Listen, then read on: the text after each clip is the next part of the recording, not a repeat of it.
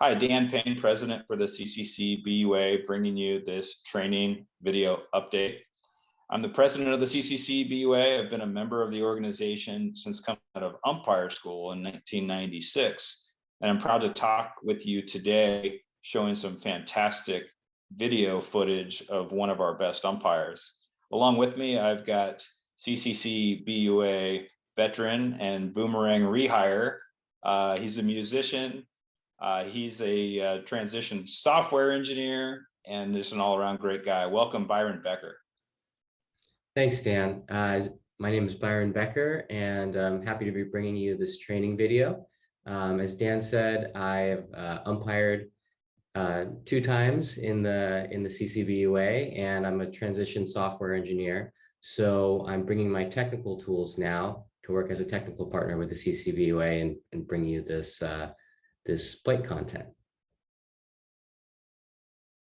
So the subject, our superhero for this video, is CCCBUA Veteran Darius Ghani, who is also a AAA umpire in the minor leagues at this point. So Darius has worked through the Texas League in AA on his way up. He's originally from my hometown of San Jose, California. And he went to the Harry Wendelstedt Umpire School in 13 and 15. He's actually there right now as we record in January of 2022. He's there as an instructor with the big leaguers. One of the highlights of his career is getting a chance to work the Futures Game during All-Star Weekend last year in Denver. So with the first pitch in this video, you're going to notice Darius Ghani is set up in the slot. He's getting locked in. He doesn't move, using his eyes as if he's on a tripod. The catcher was set up down the middle of the plate, but moves his mitt outside just enough that it's a ball. Darius tracks the pitch with his eyes, processes the pitch, makes a firm decision, and gets back up with confidence. Again, notice where the catcher is and how his mitt extends out. Darius's head is still, and he's tracking the pitch. In the slot again, which allows him to see that outside pitch. When you're seeing pitches like these two, that clearly you are obviously tracking the ball well. This third pitch, obviously a little easier of a pitch than the first two. On this pitch, the catcher is going up and in. So notice how Darius is really locked in. His timing is consistent. This is the pitch that can really explode on us. So the way he's set up and the way he goes and gets this pitch, even if it crosses that K zone on TV, he's not sticking it. It's up, it's in. And if we're slow, we will find greater accuracy. Tough pitch here. You'll notice the catcher is going down, and watch the glove work as he brings the pitch back up. That's the giveaway. This guy's pulling a shin burner up to the strike zone.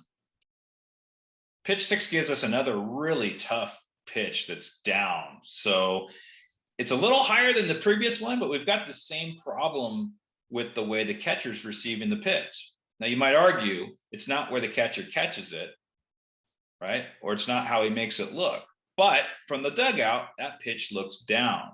So you might be able to get this for a strike. You might also get some feedback or even loud, violent feedback from the dugout. If so, maybe consider bringing that pitch up to be a strike. Here in pitch 7, it looks like our pitcher finally finds the strike zone. Darius still doing the same thing. Good strike zone, good mechanic. This is a great example of tracking right here. A lot of guys want to call this pitch out in front of the plate. The tracking, proper use of the eyes, is what leads to the accuracy in this strike call. Pitch 9 challenges both the up and the outer corner of the plate. Notice the catcher doesn't move the mitt too much. We can get this for a strike. Notice the consistency of the strike zone. Notice the consistency of the timing and smooth mechanic. With 2 strikes, it's easy to speed up your timing. Also on that inside pitch, it's right between your eyes. So remember to slow down, stay consistent, proper use of the eyes.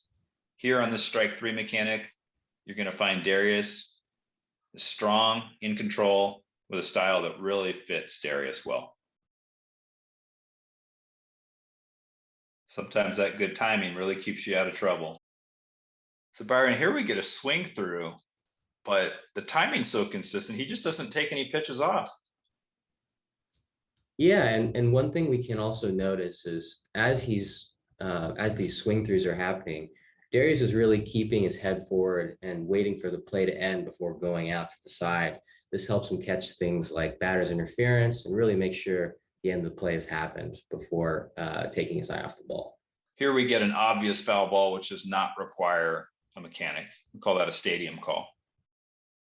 Here with this foul pop-up, Darius is going to just stay put, clear the catcher, and then hold the line.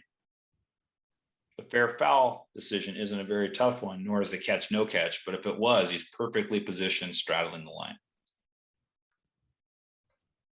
Also, these balls are going to spin. They're often going to come back towards the field of play. You also have wind to take into consideration. Here we get a foul ball off the batter in the box. Emphatic foul ball call might be obvious from this vantage point, but it is not necessarily from the dugout or the wings. So I love that he calls it immediately.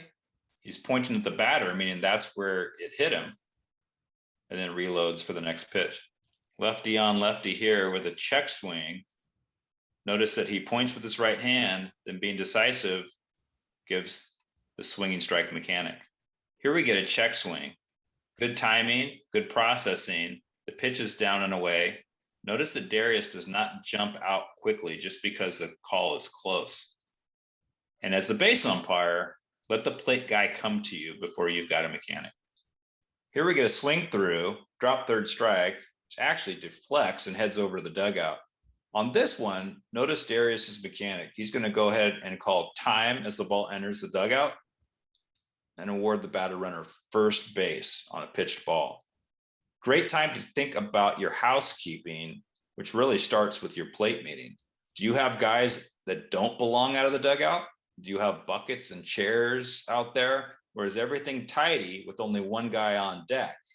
This is really important here. We can get into a really difficult interference call, which could lead to an ejection that's avoidable by having good housekeeping over there.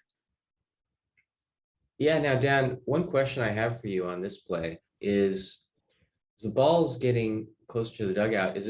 There's no one on base. Should Darius be potentially getting closer to the dugout to look at see if if that ball's getting out of play, or is it better for him to stay on the line between home and first base, for a potential throw to first, runner's interference type of thing? What should we be looking for? It's where it may differ a little bit in a major league stadium with as tight as everything is on ground rules. I could see him veering over. The one responsibility that would hold him on the line is the runner's lane. He's only going to have that lined up from where he is right there. If he's drifting over to the dugout to see if it crosses the line or goes down the steps, he would have a better look at that in terms of proximity, but then he would lose the runner's lane violation. This one doesn't draw a throw, so it's kind of a no-nothing play. Clip 22 is a pass ball wild pitch scenario that deflects. This one stays in play. Watch Darius really stays at the point of the plate, takes his eyes towards the ball, and remains in a position that if R2 rounds third and advances, he's going to be in a good position for play at the plate. Overall, with this video, I really want to call out that the habits that Darius has standardized is what's leading to him being such a great umpire. His fundamentals, the consistency, demeanor, style, and his look in uniform are all outstanding. Find him to be the poster boy for what good looks like. He still umpires collegiate baseball in addition to his professional career. I think if he keeps this up, he can do whatever he wants.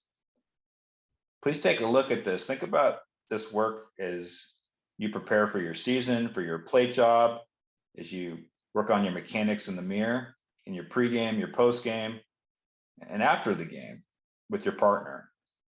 Thank you so much for your attention on this important topic. Have a wonderful February and outstanding 2022 season.